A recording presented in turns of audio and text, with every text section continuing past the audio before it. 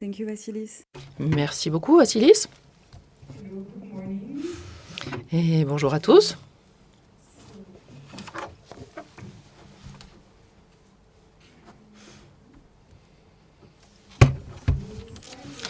Nous allons commencer la journée. Je parle anglais, je précise. Dit Flora Katz, je parle anglais pour l'introduction et je vais parler en français par la suite. Et vous aurez, si vous le souhaitez, accès à la traduction simultanée. Journée par une intervention de Charlotte Wett et Clara Pacotte, qui sont fondatrices de EAPS.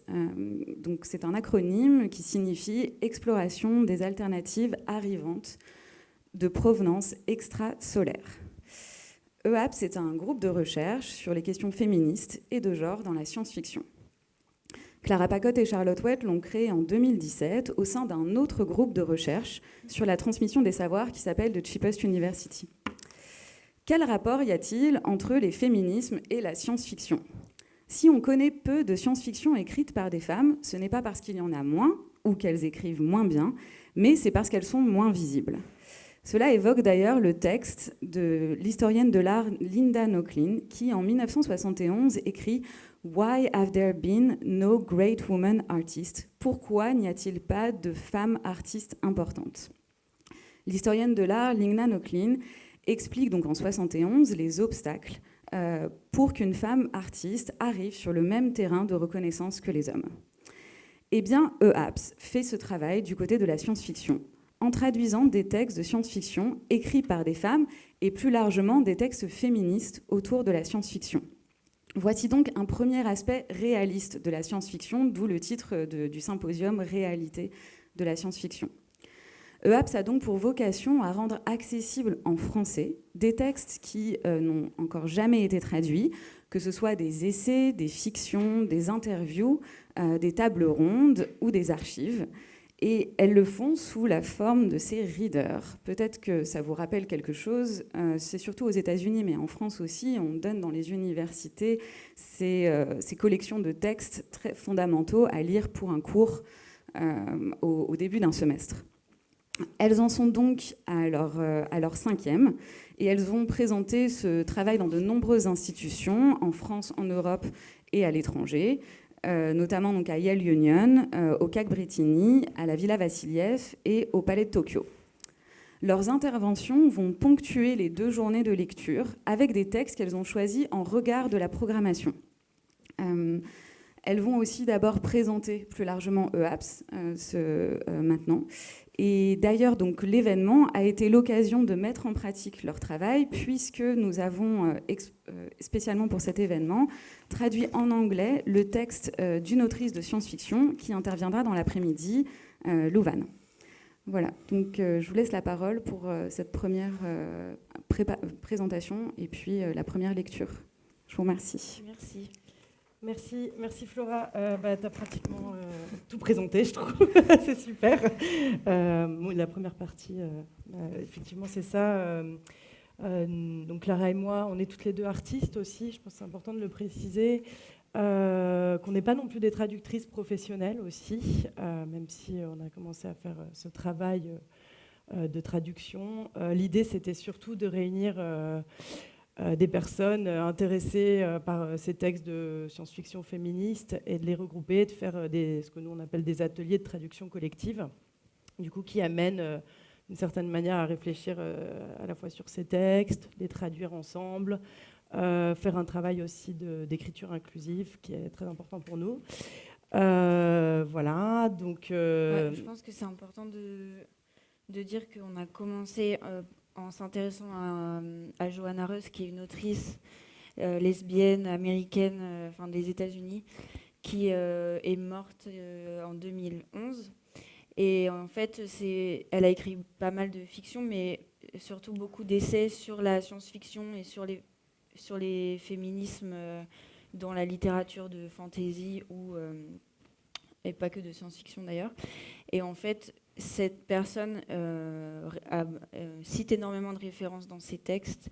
Et en fait, on est parti de ça pour aller chercher pour étendre en fait nos recherches et ce qui est devenu quelque chose d'assez tentaculaire, on va dire.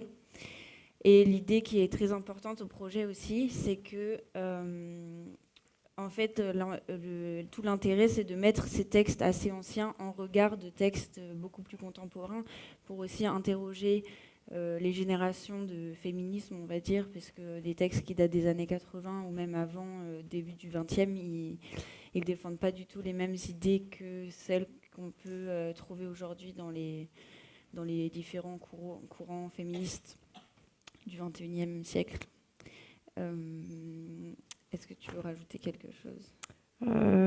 Oui, Si, enfin, comment on travaille, un peu expliqué. Oui, bien sûr. Non, mais ce qui était assez intéressant, c'est on lisait beaucoup de science-fiction toutes les deux. Même Clara, elle est aussi autrice de science-fiction. Et en fait, ce qui s'est passé, c'est que dès le début, on a commencé à chercher dans des livres qui s'appellent Fiction, qui étaient des petites éditions chez Opta. Le premier, je crois, qui date de 53. Cette édition sont allées jusque dans les années 90. Et c'est là où on s'est rendu compte, tiens, c'est marrant, il n'y a quand même pas non plus... Enfin, surtout au début, il y avait peu de femmes, en tout cas, qui avaient été traduites. Il y avait beaucoup d'Américains. Et voilà. Et donc, c'est comme ça, d'ailleurs, qu'on est tombé sur le premier texte de Johanna Russ. Et qu'on a voulu les traduire. Donc, voilà. Et après, petit à petit, nous, on a fait des recherches, trouvé ces textes. On a voulu refaire une traduction, disons, comme tu l'as dit tout à l'heure, une mise à jour de ces traductions.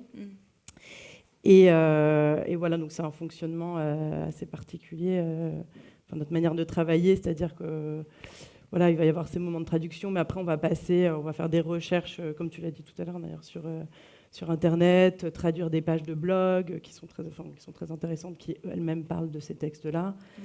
Et voilà, donc je ne sais pas si tu voulais ajouter quelque chose. En gros, en fait, ce qu'on voulait expliquer, c'était surtout que notre manière de récolter tous ces matériaux, on va dire, tous ces textes et toutes ces productions, c'est entre l'archivage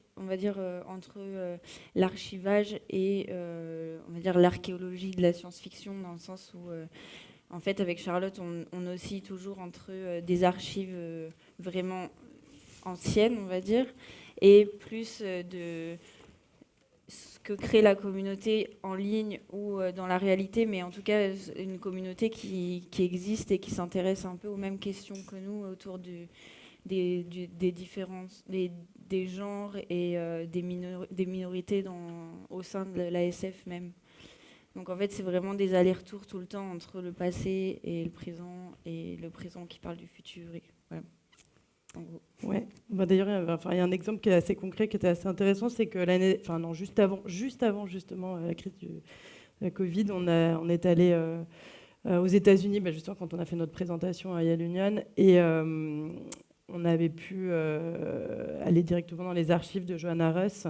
Mais donc dans ces archives, c'était principalement les lettres qu'elle pouvait écrire avec Ursula Le Guin, avec Samuel Delany, avec les grosses figures de la société, avec Monique Wittig aussi. Enfin, il y avait plein de choses passionnantes dedans, donc beaucoup de correspondances. Et nous, c'est aussi des choses qu'on aime bien mettre en avant dans ces readers, c'est du coup ces correspondances directement et oui, le contexte en fait. Le contexte, voilà, exactement. C'est que dans les readers, il y a souvent, on explique souvent, il y a des textes qui n'ont pas l'air du tout d'être de la science-fiction, mais parce que c'est aussi, pour nous, ce qui est important, c'est aussi de présenter le contexte dans lequel ces personnes-là, elles écrivent, parce que ça renseigne aussi autant que les textes eux-mêmes, quoi. Et je pense que souvent, c'est un peu... souvent, ça peut être compliqué de comprendre un texte quand on n'a pas, quand on n'a aucune idée de qui est la personne qui l'a écrit et qui est dans quel pays, à quel moment, etc. Et donc pour nous, toutes ces lettres, ces manuscrits, ces vieux articles de journaux, ces cartes postales, etc. C'est aussi une façon comment dire, d'inscrire une sorte de généalogie qui n'existe pas forcément déjà. Et dans laquelle nous-mêmes on a l'impression d'en faire partie un peu. Oui, même il y a même un exemple, moi j'aime bien, qui est assez précis, on avait le manuscrit justement dans ces archives de Triton de Samuel Delany, et c'était super beau parce qu'après on a pu avoir accès dans un autre endroit à l'original d'une lettre de Cathy Hacker qui avait fait l'introduction elle-même de ce livre, oui, avec les notes Donc voilà, enfin, toutes ces choses-là, pour nous, c'est sacré, c'est très important, quoi, d'une certaine manière. Voilà, je ne sais pas s'il y a des choses que tu veux ajouter en plus, mais... Peut-être qu'on va vous présenter rapidement le premier texte qu'on va vous lire ce matin, qui est justement qui est extrait d'un essai qui s'appelle Les utopies féministes récentes, qui est lui-même un extrait d'un recueil qui s'appelle To Write Like a Woman, qui regroupe une quinzaine ou vingtaine d'essais sur la science-fiction écrits par Joanna Russ. Et ce texte-là, il date de 1980, donc c'est pas très récent finalement, mais à l'époque, ça l'était. Et donc c'est un texte où Joanna Russ analyse un corpus de différentes utopies écrites par des femmes et par un homme, Samuel Delany, qui était son meilleur ami, et qui fait une sorte d'étude, parce qu'elle était aussi prof en fait, donc elle est assez universitaire dans sa façon d'analyser les textes. Et là, ce qu'on va vous lire, nous, c'est la conclusion où elle fait une sorte de, une sorte de résumé des différents points qu'elle a développés dans son essai. Et c'était beaucoup trop long pour le lire en entier, donc on a choisi la fin du texte pour que ce soit plus concis. Et c'est un travail de traduction qu'on a fait. Oui, une et des ça premières fait d'ailleurs.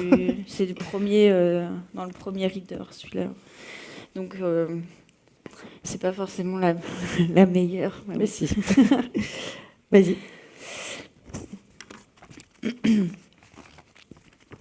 Que faire de ces livres ? Je crois que les utopies ne sont pas l'incarnation de valeurs humaines universelles, mais des réactions. C'est-à-dire qu'elles pallient en fiction ce qui semble manquer dans la société, dans le cas de ces livres, et ou aux femmes dans leur ici et maintenant, selon les autrices. Les valeurs positives mises en exergue dans ces histoires peuvent nous révéler ce qui, du point de vue des auteurs et autrices, ne va pas dans notre propre société. Ainsi, si ces fictions sont familiales, communales, en termes de sentiments, nous pouvons deviner assez décemment que les auteurs et autrices voient notre société isoler les gens les uns des autres, et spécialement les femmes entre elles, à en juger par le nombre d'utopies entièrement féminines du corpus. Si les utopies insistent sur un sentiment d'harmonie et de connexion avec la nature, les auteurs-autrices sont peut-être en train de nous dire ce qu'elles ressentent. En réalité, un manque d'une telle connexion. Ou peut-être le rejet d'environnements urbains reflète réellement l'expérience des femmes de ces lieux. Les femmes ne possèdent pas les rues, même pas en fantasme. Elles n'ont pas leur mot à dire non plus concernant le genre de business qui font la ville, y prennent place et la soutiennent. Par exemple, selon les fantasmes urbains de la culture populaire exploités dans les séries TV policières, les villes sont des endroits où les femmes et les hommes impuissants sont menacés et blessés physiquement par des hommes puissants et sauvés, si elles le sont, par d'autres hommes puissants.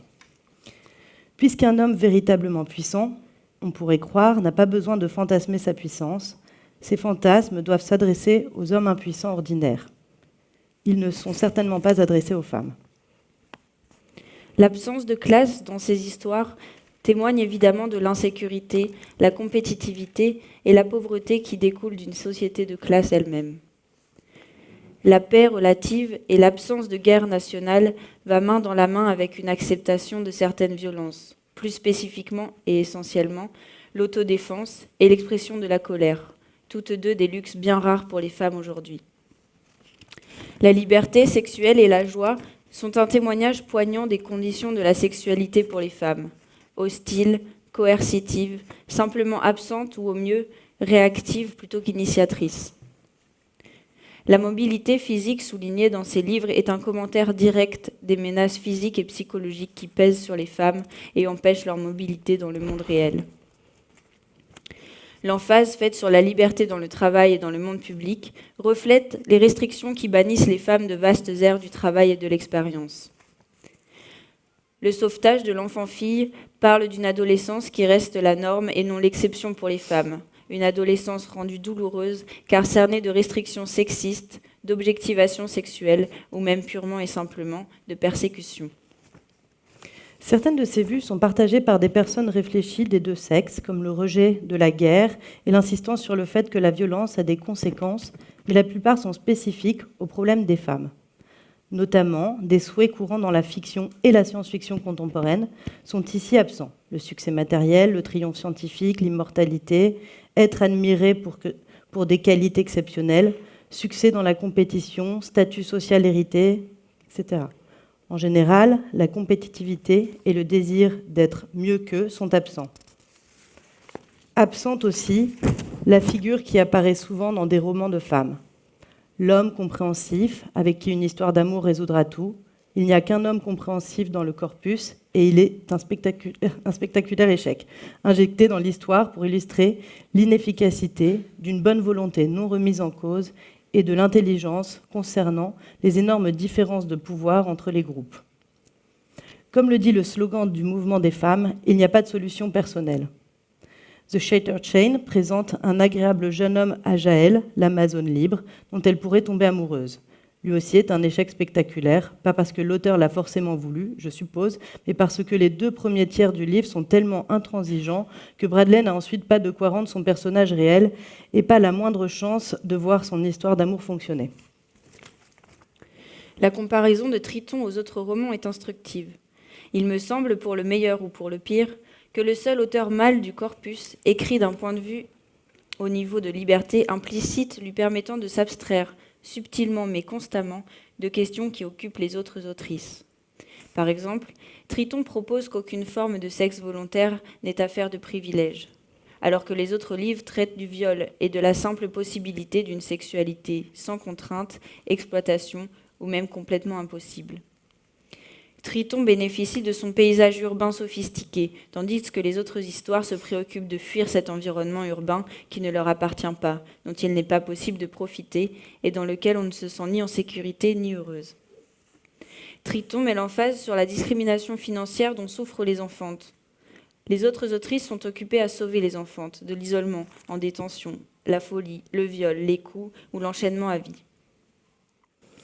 Pour faire court, la plupart de ces utopies s'inquiètent des formes d'injustice les plus grossières et les plus simples. Cela ne réduit en rien leur valeur, pas plus que ne s'en trouve réduite la valeur de grand-peur et misère du Troisième Reich. Dans ces utopies féministes récentes, on voit grandir le corps de la culture des femmes, disponible au moins en quantité non négligeable, bien que réduite, aux personnes qui en ont besoin et peuvent l'utiliser. Je n'ai pas besoin de recommander Les Dépossédés à qui que ce soit, étant donné sa renommée dans la communauté de la science-fiction. Et Samuel Delany ne manque pas non plus de lecteurs et lectrices. Mais ce ne serait pas plus mal de mentionner que Woman on the Edge of Time est un splendide livre dans la lignée traditionnelle des utopies du XIXe siècle, avec la richesse de détails réalistes que la tradition implique. Ainsi que le fait que les groupes d'études de femmes devraient exploiter le pouvoir cru de Your Faces, Oh My Sisters, pour ne mentionner que 2 des ouvrages utilisés dans cet essai. Voilà la jeune femme folle de Alice Sheldon, incapable de supporter notre monde, tentant d'en habiter d'autres par l'imagination. La femme sera tuée parce qu'elle pense être libre. Je vais lire un extrait. Les messagères voient tellement de choses. Un jour, elle reviendra ici et fera une grande baignade dans le lac. Elle traînera et arpentera la vieille ville. Tellement de choses à voir, aucun danger, à part les vieux murs qui tombent. Elle est experte à surveiller ce genre de choses. Certaines sœurs disent qu'il y a des meutes de chiens par ici. Elle ne les croit pas. Et quand bien même elles existent, elles ne seraient pas dangereuses. Les animaux ne sont pas dangereux si l'on sait comment s'y prendre. Plus aucun danger ne subsiste dans tout le vaste monde libre. Et ici, la Consuelo Ramos de Percy, piégée à jamais dans un hôpital pour troubles mentaux graves, un endroit bien pire que la prison, pour devenir ensuite cobaye d'une expérience de contrôle cérébral par le biais de la chirurgie, qui est loin d'être de la science-fiction et bien plus proche de notre présent, le désir de cogner pour l'utopie présente de manière éloquente la souffrance qui gît sous cette impulsion utopique, ainsi que le combat intérieur simultané de se confronter, s'extraire à la fois de la douleur, le racisme dans ce cas, la classe et le sexe. Je vous lis l'extrait. Soudain, elle consentit de toute son âme. Pour la première fois, son cœur consentit. Oui, vous pouvez avoir mon enfante, vous pouvez prendre mon enfante. Elle sera forte là-bas, bien nourrie, bien lotie, bien instruite. Elle grandira bien mieux et bien plus forte et plus intelligente que moi. Je consens. Je vous donne mon corps battu comme récompense de mon cœur pourri. Prenez-la, gardez-la. Elle ne sera jamais écorchée comme je l'ai été. Elle sera bizarre, mais elle sera heureuse et puissante et n'aura peur de rien. Elle aura assez. Elle aura la fierté. Elle aimera sa propre peau marron et sera aimée pour sa force et son bon travail. Elle marchera durement comme un homme et ne vendra jamais son corps, et elle élèvera ses enfantes comme une femme et vivre dans l'amour comme un jardin. Comme cette maison d'enfantes pleine de couleurs. Vous, les personnes de l'arc-en-ciel dont les extrémités sont fixées à la terre, je vous la donne. Voilà, c'est la fin de ce texte.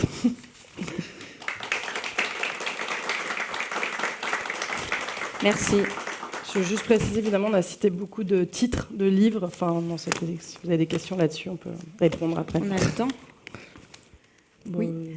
Comme vous voulez. Oui, merci beaucoup pour cette Merci. première lecture et cette Merci. première entrée en Merci, matière. Laura. Peut-être si vous avez des questions à propos de la manière dont Charlotte et Clara travaillent, sur les readers. Sinon, vous pouvez aussi en poser un petit peu plus tard, puisqu'elles vont intervenir tout au fur et à mesure des 2 jours. On revient à 11h. C'est ça. Est-ce qu'il y a des questions ? On verra. Je vois aussi de l'autre côté. Oui ? Pardon ? Le titre ? Tu veux dire de l'extrait dans l'extrait ? Et c'est de Alice C'est- Sheldon. Non, celui-là, Ah, c'est c'est- Percy. Ah, C'est un pardon. livre de Percy, ça s'écrit P-I-E-R-C-Y. Et la personnage, c'est Consuelo Ramos.